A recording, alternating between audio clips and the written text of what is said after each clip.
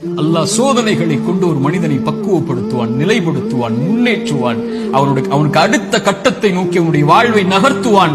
அவன் அதன் மீது நம்பிக்கை கொண்டிருப்பான். நலவு வந்தால் அல்ஹம்துலில்லாஹ், சோதனை வந்தாலும் அல்ஹம்துலில்லாஹ், அல்லாஹ்வை புகழ்வான், அல்லாஹ்விடத்தில் உதவி தேடுவான். இவன் முஃமின்.